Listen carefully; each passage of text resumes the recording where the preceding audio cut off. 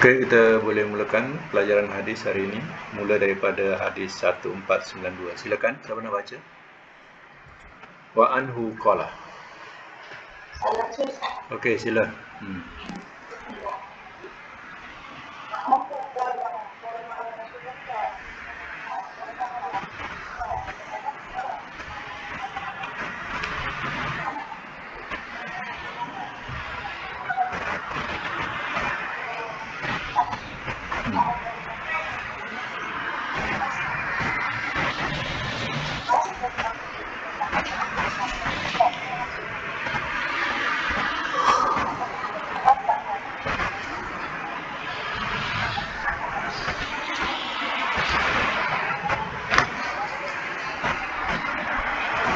Ya.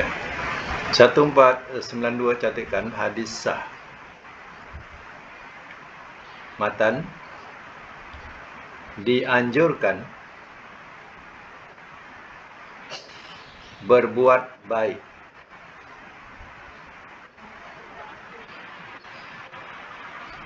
kepada tetangga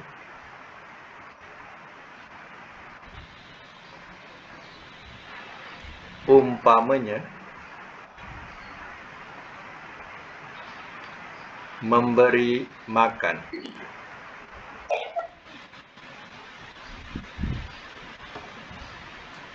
Hukum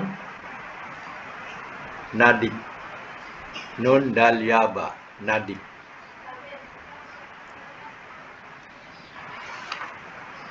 Nadib ni daripada perkataan adab. Nah, ini satu adab, ia satu akhlak.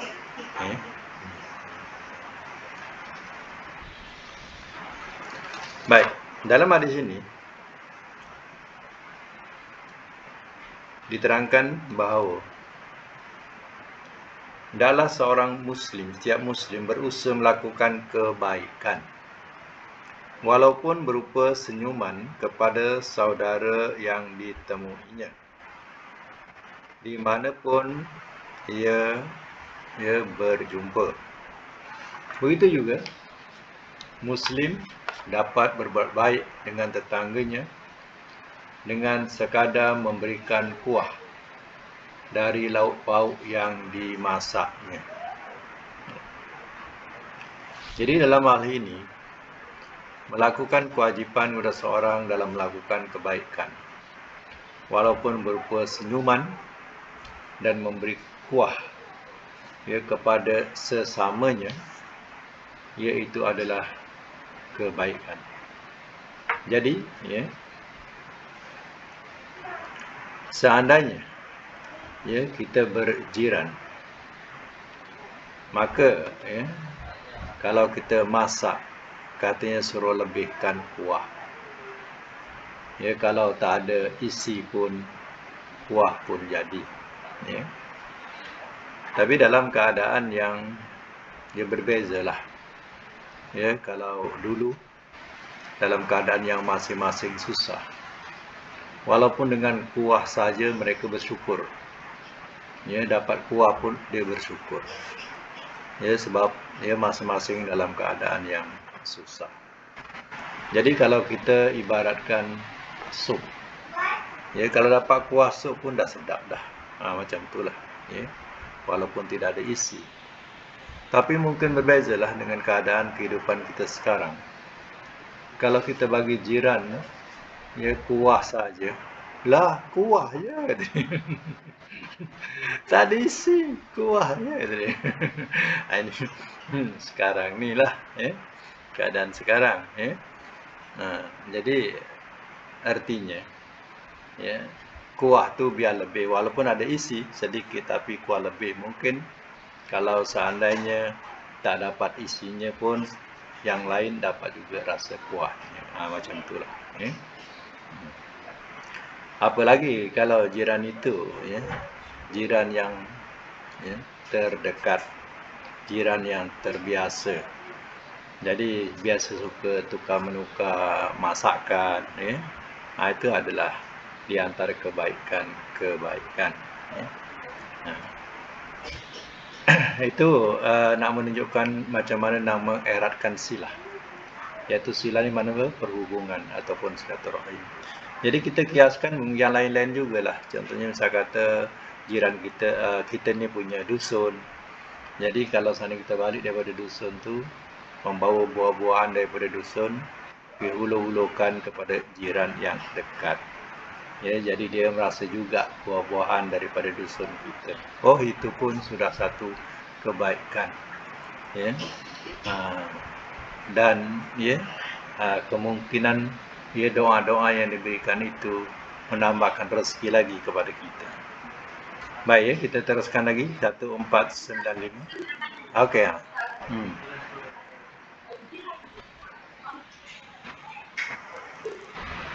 Ya. Maknanya yang dikatakan jiran tu terutama ya diutamakan ialah muslim. Tapi kalau bukan muslim ni maknanya tentulah masakan tu tidak ya sesuai. Ya, mungkin masakan kita tak sesuai dengan dia, masakan dia lagi memang tak sesuai dengan kita. Nanti bila kita bagi ya sup ayam dibagi sup bak pula, ya itu susah pula. Ya. Nah, jadi kalau seandainya jiran itu sesama muslim. Kalau jiran itu bukan muslim, bolehlah dihadiah-hadiahkan yang kebiasaan seperti buah-buahan. Ya, macam itulah. Masakan tu mungkin tak sesuai. Ya. Masakan tak sesuai.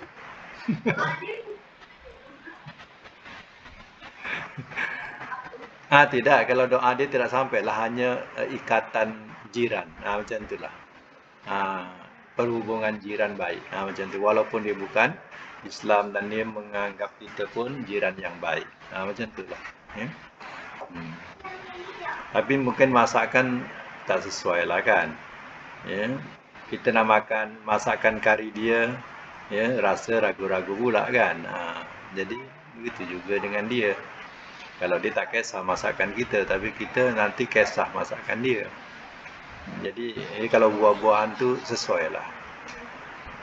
Jadi banyak cara lah maknanya untuk mengeratkan silaturahim ini. Ya. Okey, teruskan 1495. 1495, sorry. 1493. Okey, sila.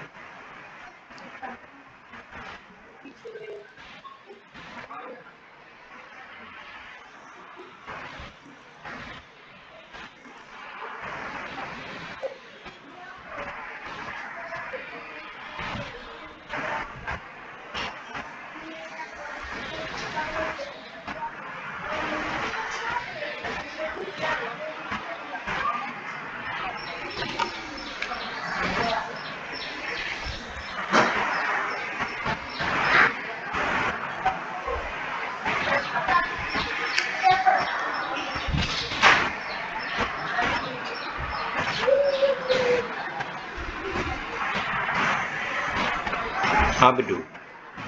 Makan al-abdu.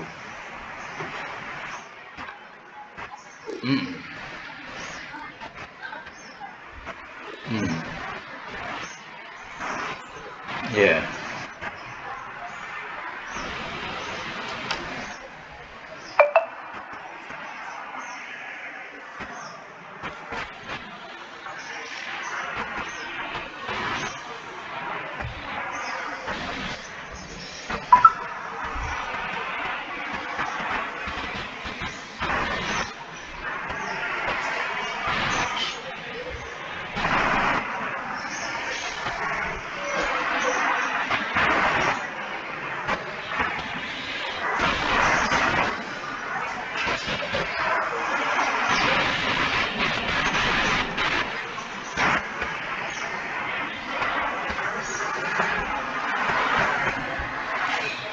Ya.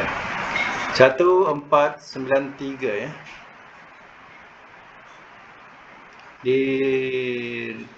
Diriwayatkan oleh siapa tadi? Dikeluarkan oleh siapa? Muslim. Muslim ke Bukhari? Muslim ya. Muslim.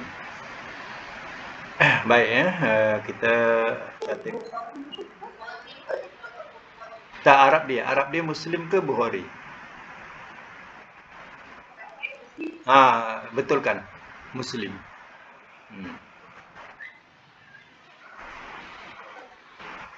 Tak. Yang akhir sekali akhrajahu. Jadi Muslim lah dia punya yang meriwayatkan tadi. Jadi dalam makna tu kalau Bukhari tukar Muslim ya. Baik catatkan dulu hadis 1493, hadis ini sah, hadis sah.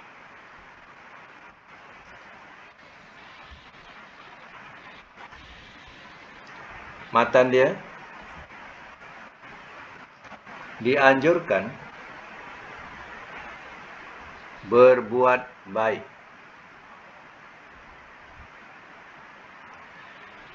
dengan melepaskan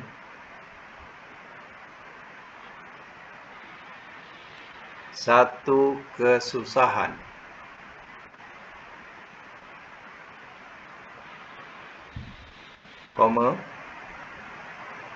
memudahkan satu urusan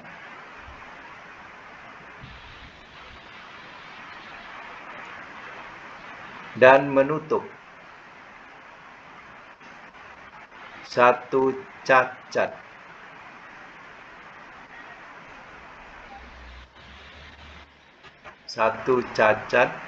dari saudara seagama.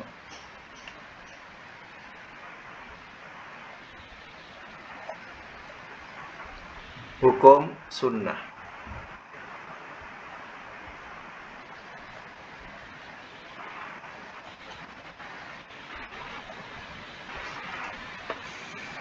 Baik, saya masuk mula.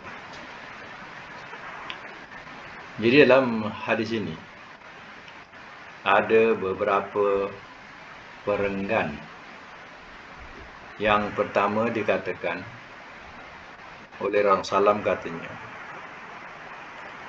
barang siapa melepaskan seorang Muslim dari kesusahan, min kurabid dunya, daripada kesusahan dunia, nafasallahu anhu kurbatan min kurabi yaumil qiyamah, Allah akan melepaskan darinya daripada kesusahan pada hari kiamat. Ini satu rangkap, satu perenggan. Maknanya kalau kita melepaskan kesusahan seorang Muslim di dunia, nanti di akhirat Allah akan melepaskan daripada kesusahan pada hari kiamat. Yang kedua, man yassara ala mu'sirin yassarallahu alaihi fid dunya wal akhirah. Dan barang siapa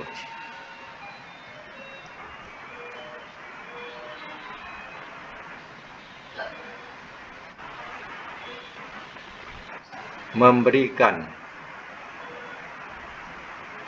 kelonggaran kepada seorang yang sedang dalam kesulitan, yassara ni daripada perkataan yasir, mudah, memudahkan, atau memberikan kelonggaran. Ala mu'sirin, mu'sir daripada mu'sirun, maknanya orang yang susah.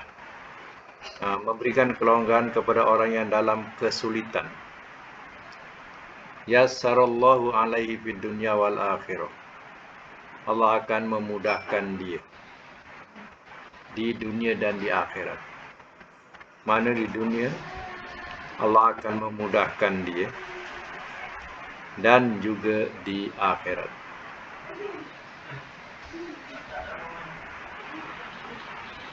Waman satara musliman satarallahu fid dunya wal akhirah.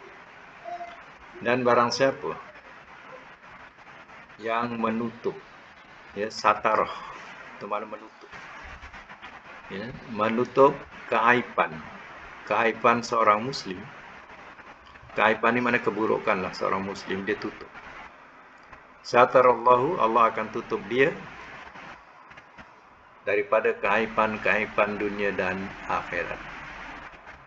Mana balasan daripada Allah kalau kita suka menutup kaiban orang, ya, maka ya Allah akan menutup kaiban dirinya, baik di dunia ataupun di akhirat. Wallahu fi aunil abdi ma kana al-abdu fi auni akhi.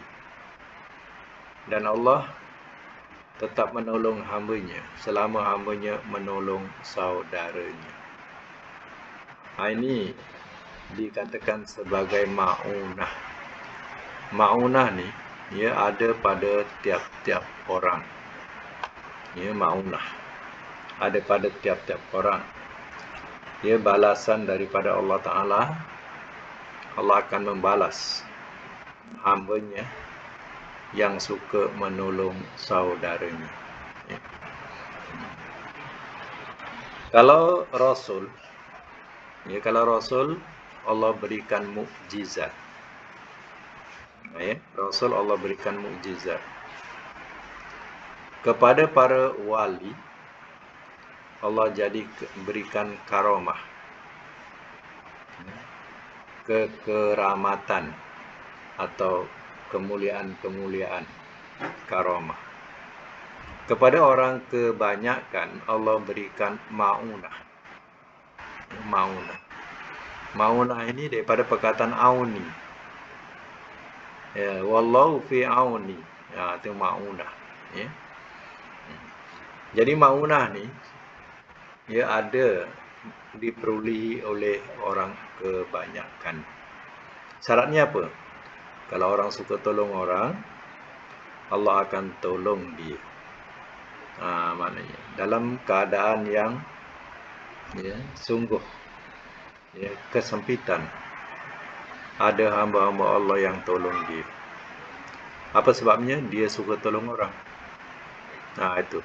Jadi kalau kita pegang suka menolong saudara kita, maka ingatlah dalam saat yang kita perlukan pertolongan, di situ Allah akan tolong kita. Ini namanya ma'unah, ya. Ma'unah ni ada pada setiap orang Muslim. Ma'unah, iaitu satu pertolongan yang tidak disangka-sangka, datang daripada Allah dalam keadaan yang kita minta tolong kepadanya. Apa sebabnya? Sebabnya ya kita suka menolong saudara kita. Ya.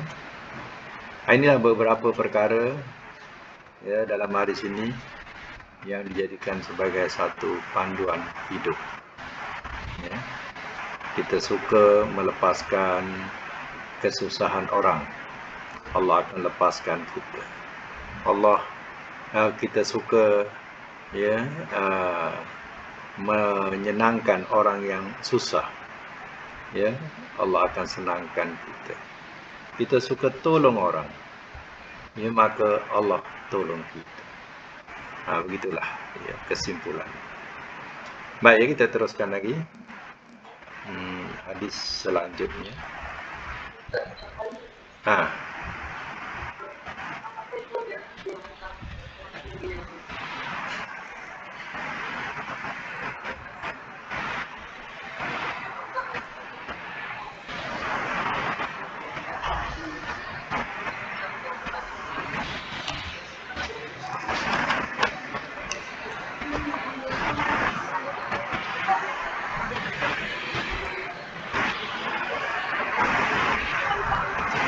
Ya, macam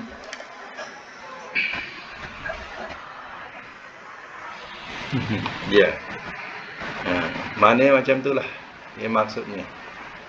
Ya, satu ya kita melepaskan ya secara umumnya ya kesusahan seorang Muslim. Yang kedua ya orang yang dalam kesempitan, ya terutama dalam ikut tafsirnya kata yang kedua tu lebih kepada ya hutang. Makna dia kesempitan benar kerana dia telah dicengkam oleh hutang. Ya, jadi kita memberikan dia satu kelapangan. dia membantu sedikit buatnya, ya. Untuk dia menjadikan lapang perjalanannya. Jadi ya, itu perbezaannya macam itulah. Yang pertama tu nak dikirakan sebagai satu umumnya, nombor satu. Nombor dua, lebih kepada yang dimasukkan hutang. Itu betul lah. Kesempitan dicengkam oleh hutang atau tertekan hidupnya oleh hutang.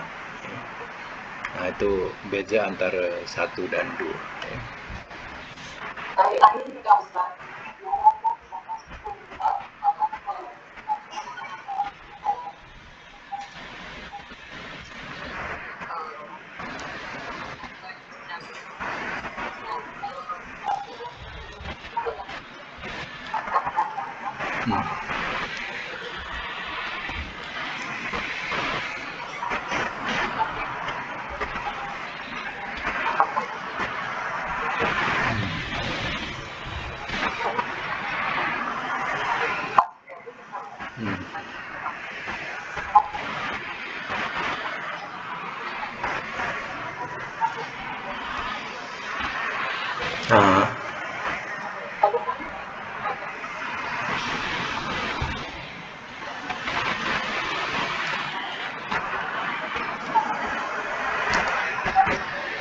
Ialah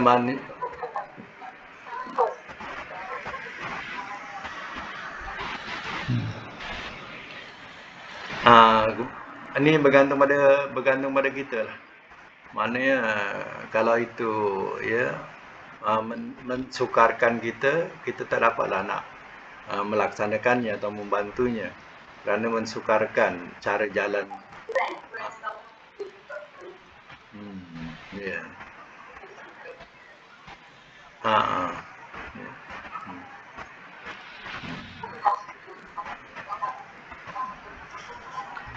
Yalah. Dan terkadang kita juga ada kekhawatiran.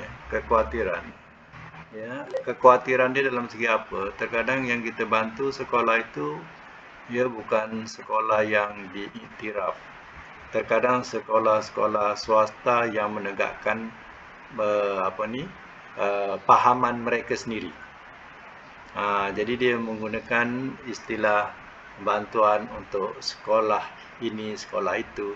Tapi kita kena hati-hati juga, sebab kadang kita membantu, contohnya mereka dirikan semata-mata nak menegakkan tarekat dia, contohnya.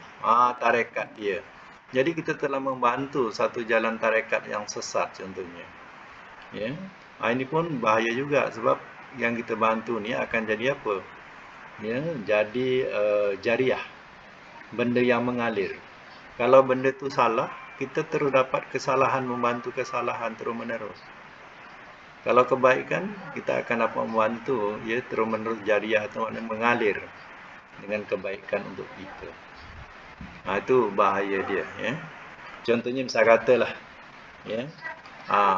buat masjid contoh, atau buat surau, atau buat madrasah contohnya. Setelah siap, baru kita tahu rupanya mereka ni jemaah Syiah. Contohlah kan, rupanya jemaah Syiah punya. Dia dah siap. Kita pun dah bantu banyak. Nampak? Tu bahaya dia. Sebab itu kena hati-hati juga. Yang online ni tengok. Perhatikan benar. Sebab kadang kita khawatir. Bukan apa. Khawatir apa? Khawatir kita nanti membantu benda yang batil. Itu bahaya dia. Okey kita teruskan 1494.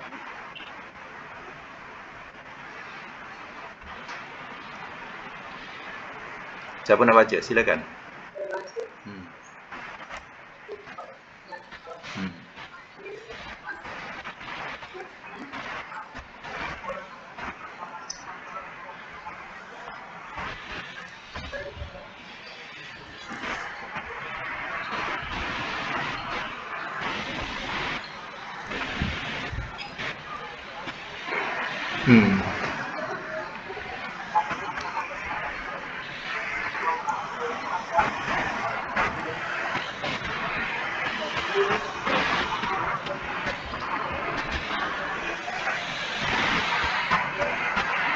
Ya.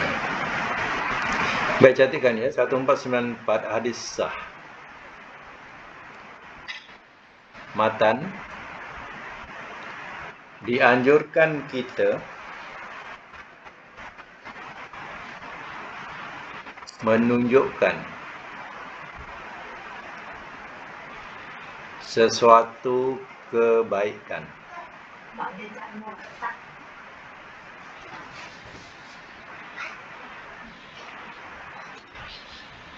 Dianjurkan kita menunjukkan suatu kebaikan. Hukum sunnah.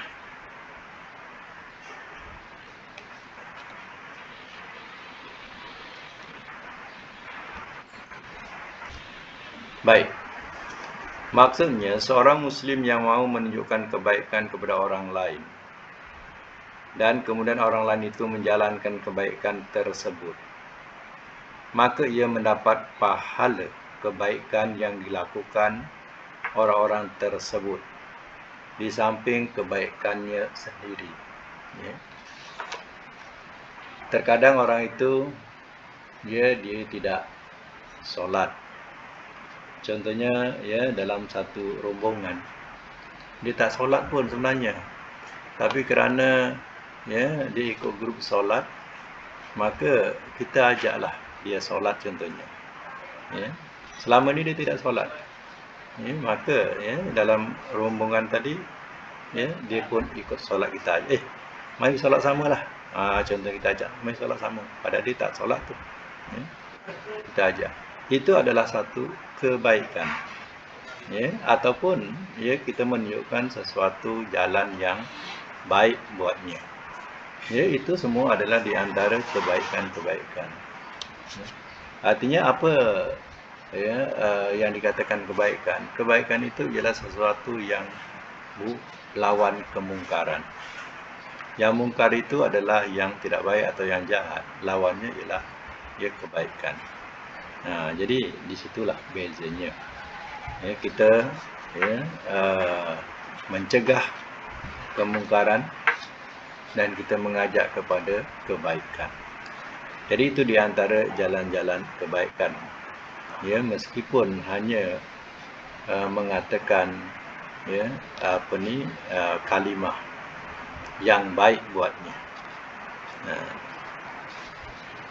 Terkadang ya tak disangka dengan perkataan itu memberi kesan kepada seseorang. Contohnya ya ada satu mu'alaf. Mu'alaf ni cerita dia pada zaman muda dia ni, dia tak suka kawan bangsa dia. Ya, dia kawan bangsa kita. Orang-orang kita dia kawan. Tapi masalahnya dia tak mau masuk Islam. Tapi dia suka berkawan dengan bangsa kita. Jadi ya, suatu hari adalah seorang ustaz dalam kalangan itu. Jadi dikatakan, Acong, kalau kau nak masuk Islam nanti, kau letaklah nama Firdaus. Saya bagi ni nama. Ya. Hanya dia cakap macam tu, boleh perkataan tu berkesan kat dia. Akhirnya dia masuk Islam, dia letak nama Firdaus. Dia masuk Islam dan dia namakan diri dia Firdaus. Dia ambil nama Firdaus. Ya. Jadi padahal hanya dia pesan macam tu je. Ya, kalau kau nak masuk Islam nanti, jangan lupa saya bagi nama ni, Firdaus. Ya. Dengan itu pun dapat memberi kesan kepada orang yang mendengar. Itu yang akhirnya dia masuk Islam. Ya. Masuk Islam, itu cerita dia tu. Ya. Cerita macam mana dia masuk Islam. Ya. Tapi alhamdulillah, maknanya sampai sekarang pun kekal dia. Ya, sebagai seorang Muslim. Ya. Jadi ya, itulah di antara perkara-perkara kebaikan. Ya. Apalagi kalau orang tu ya mengajar, ya menunjukkan atau mengajar ngaji, mengajar solat dan sebagainya.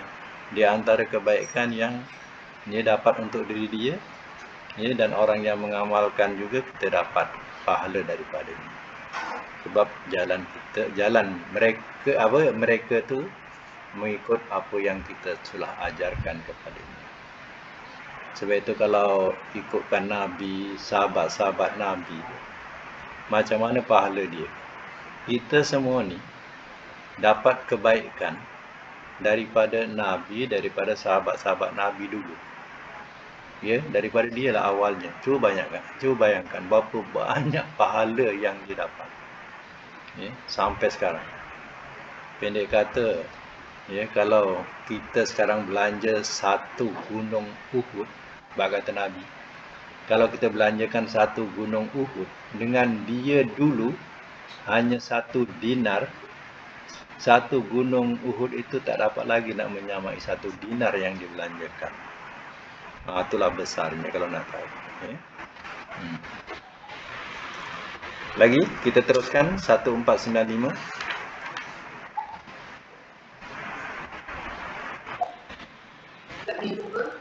Sila.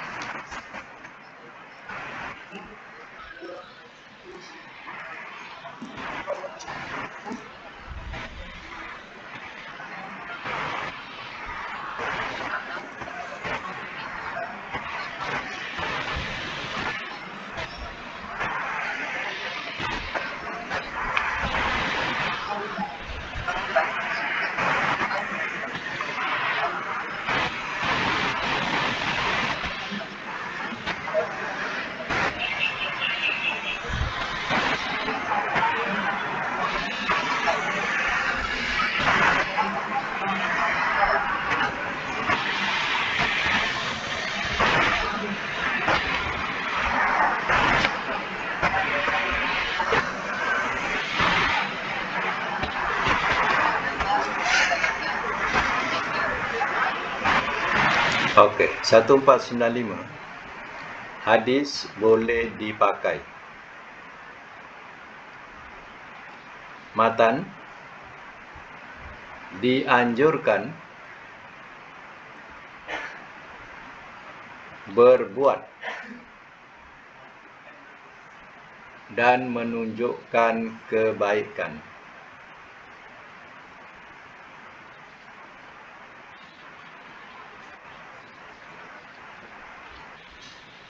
Hukum sunnah.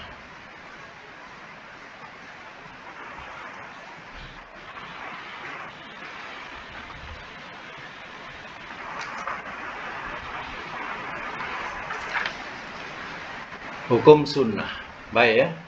Jadi maksud daripada hadis yang dibaca tadi, hendaklah setiap Muslim kalau diminta perlindungan, maka ia memberikannya. Dan apabila ada seorang yang meminta kepada kita dengan nama Allah, maka hendaklah orang itu kita beri. Dan barang siapa menerima kebaikan dari orang lain, hendaklah dia membalas kebaikan itu. Dan kalau tidak boleh membalas berupa benda, maka hendaklah ia mendoakan orang yang telah memberikannya kebaikan kepadanya, ya, atau kepada kita. Itulah adab Muslim. Ya. Mana terkadang ya, orang yang benar-benar perlukan kepada bantuan, ya, maka dia sampai bersumpah dengan nama Allah pun ada. Ya. Jadi ya, seandainya demikian, ya, bantulah ya, supaya ya, dia dapat meneruskan perjalanannya, ya, ataupun ya, sampai kepada hajat yang dituju. Ya, sebab terkadang ya, ada orang-orang yang terkandas, yang terkadang memang benar-benar dia kehilangan ya, keperluan yang perlu dibawa atau kecurian dalam perjalanan.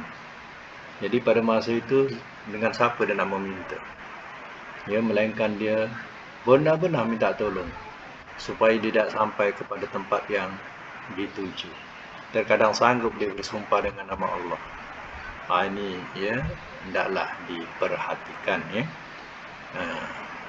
Mudah-mudahan ya kebaikan yang kita berikan atau hulurkan itu ya sesuatu yang ya dilipat gandakan pahalanya daripada Allah. Jadi dalam hadis ini ada 4 perkara yang dimaksudkan, yaitu memberi perlindungan kepada orang yang mau mohon perlindungan. Yang kedua, memberi kepada orang lain yang meminta kepada kita. Yang ketiga, membalas baik atau budi baik orang yang berupa memberikan benda atau hadiah. Yang keempat, ia mendoakan orang yang memberi hadiah kepada kita, kerana kita tidak dapat membalasnya berupa benda. Jadi hal-hal yang macam ini hendaklah diambil perhatian. Sebab itu bab yang kita baca ini adalah bab berkaitan dengan kebaikan dan perhubungan, iaitu silaturahim. Baik hadis yang habis hadis berkaitan tajuk tadi, dan kita masuk dalam satu tajuk baru, iaitu bab zuhud dan wara. Babuz zuhdi wal wara'i. Babuz zuhdi wal wara'i. Bab zuhud dan wara. Dia punya tajuk. Boleh buat nota. Zuhud. Boleh nota Zuhud maknanya sikap menjauhkan diri dari cara hidup mewah.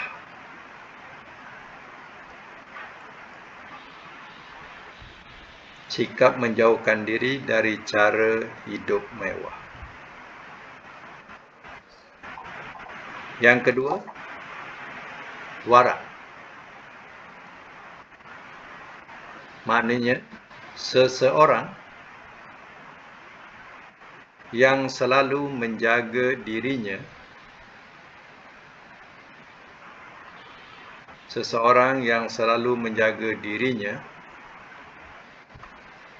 dari hal-hal yang subhah.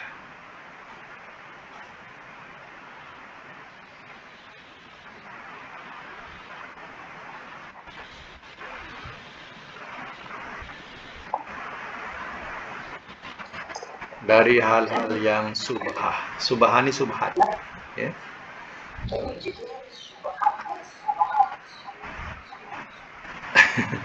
Subhah ni SYU. SYU lah su. SYUB HAT. Subhah. HAT. SYUB HAT. Subhat. Tamarbuta. Simbahata. Simbahata subhat.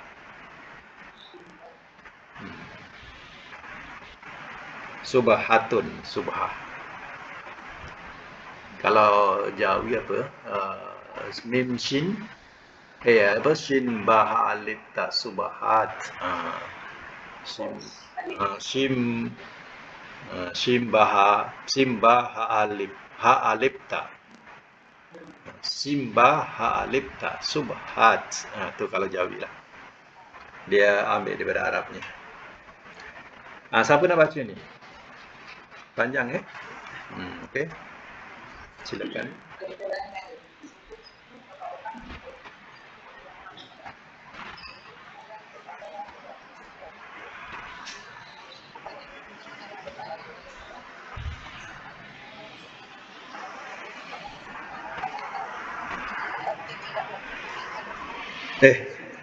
Ni yang mana ni? Hah? Belum, Mbak? Oh, tak payah, keterangan tak payah baca.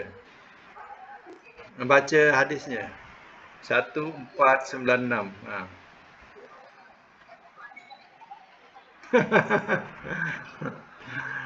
Baca hadis.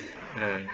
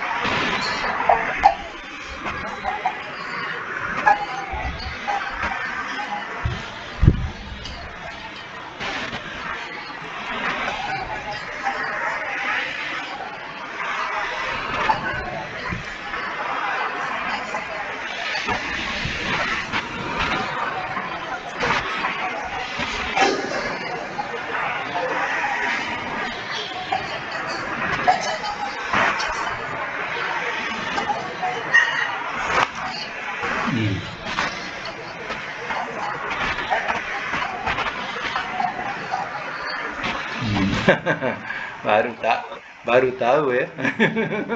Baca.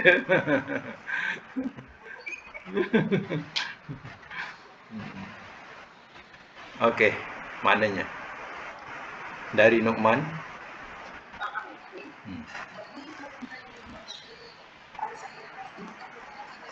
Hmm.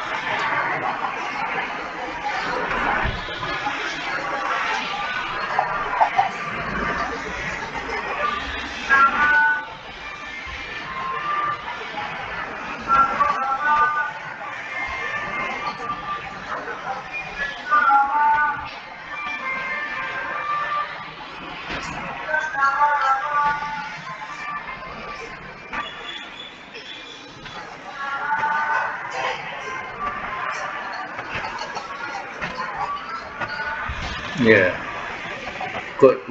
muttafaqun alaih. Muttafaqun alaih ini mana Bukhari Muslim ya. Ha, itu muttafaqun alaih. Muttafaq tu makna sepakat. Alaihi atasnya. Jadi sepakat atasnya itu hadis Bukhari Muslim ya. Baik, 1496 catatkan hadis sah.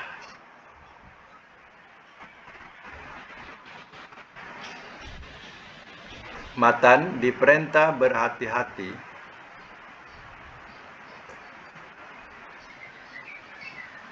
terhadap sesuatu yang subhat. Terhadap sesuatu yang subhat. Dalam braket meragu-ragukan. Meragu-ragukan.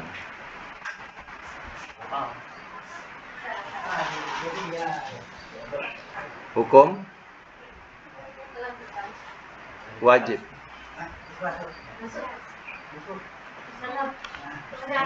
Hukum wajib. Baik ya, saya masuk mula. Ini hukum wajib. Baik ya, dalam hadis ini diterangkan hal yang telah dinyatakan haram oleh Allah itu sudah jelas dan sudah terperinci, baik dalam Al-Quran maupun hadis. Kerana hal-hal tersebut memang pada zaman turunnya Al-Quran dan semasa hayat Rasulullah SAW, secara konkret peristiwanya atau bendanya telah dikenal oleh kaum muslimin. Sesuatu, sedangkan masih banyak lagi benda dan hal-hal yang sesudah Rasulullah SAW dan turunnya Al-Quran tidak diketahui dengan jelas oleh umat Islam halal atau haramnya. Kerana itu, hal-hal semacam itu menjadi meragukan, dan seorang yang menjauhkan dirinya dari hal-hal yang masih meragukan, berarti ia telah membersihkan agama dan diri dari perbuatan-perbuatan yang menjerumus kepada yang haram.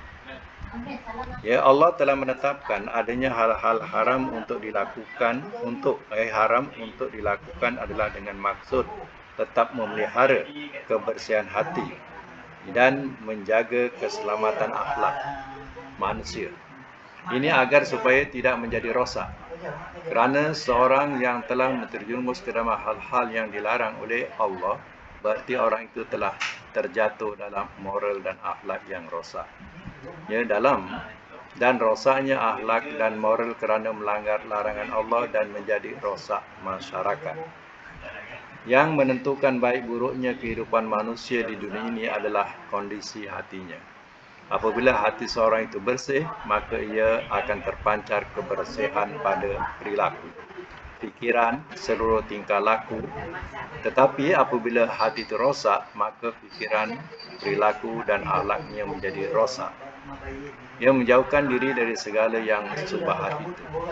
Jadi hadis ini panjang. Maknanya boleh kita fahamkan begini. Yang halal itu terang, yang haram itu terang. Di antara halal dengan haram ini ada satu subahat. Kita kena jaga diri. Contoh, terkadang kita tengok restoran, contoh restoran yang bukan Islam, tapi dia kata tidak ada babi, no pork kata dia, tidak ada babi. Orang Islam ramailah makan kat situ. Tapi tahu tak kita, pahaman mereka orang Islam hanya tak makan babi. Tetapi ayam-ayam itu disembelih olehnya. Maknanya mereka yang potong, bukan orang Islam. Jadi, dia anggap orang Islam hanya tak makan babi, ayam boleh. Ayam dicocok bukan disembelih pun, dicocok Jadi terfikir ketidakan diri kita bahawa di situ ada subahat. Tapi kadang orang Islam ramai juga kat restoran itu. Hanya mereka tidak meletakkan tanda halal. Kerana kata tanda halal ni susah nak dapatkan tanda halal. Jadi mereka hanya meletakkan tidak ada babi. Tidak ada babi. Bagi orang kita yang tak faham ni, bila tak ada babi semua halal. Silap. Ayam-ayam tu yang semua ayam cocok bukan ayam sembelih orang Islam. Itu kena faham. Entah lagi dia punya minyak mana kita tahu. Lagilah meragukan kepada kita, itu dikatakan subahat. Macam pengembala.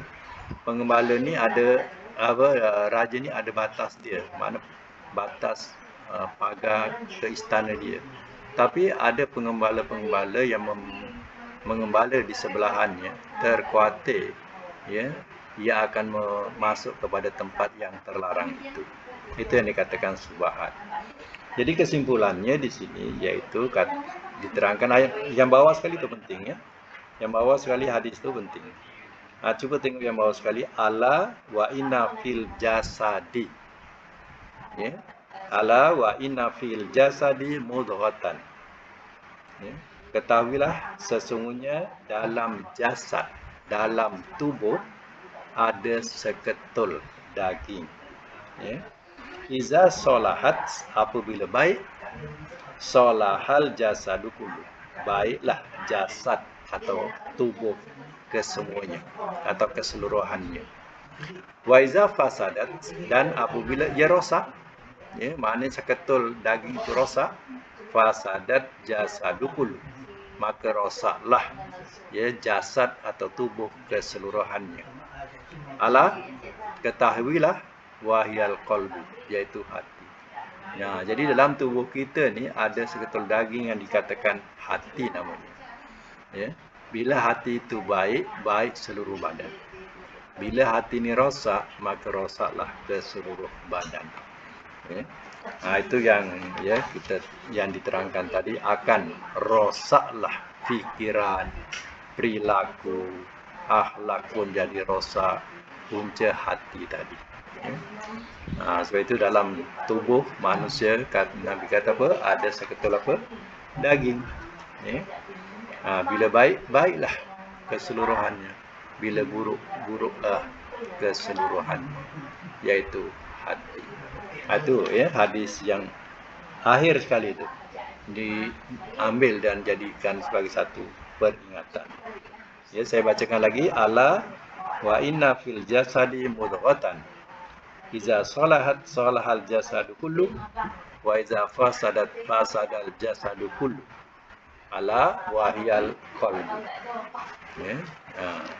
Kalau nak diambil rangkapan tu, ambillah. Itu rangkapan dia. Ya. Jadi sampai ada nak tanya?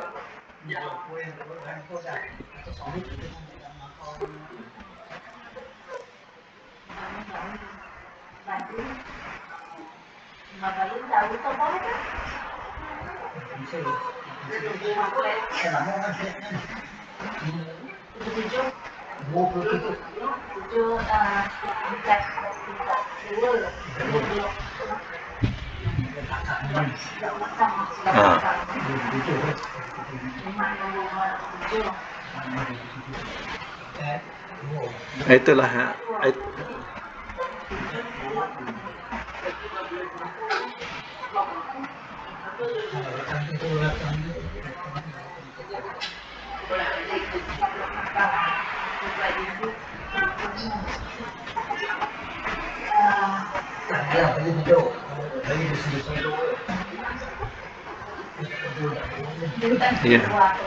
Itu maknanya, ya, yang dikatakan subahat ini bukan hanya berupa makanan, ya, benda, ya, pun perbuatan. Kadang itu ada di antara subahatnya. Ya. Jadi benarlah apa yang dikatakan oleh Nabi, yang haram terang, yang halal itu pun terang.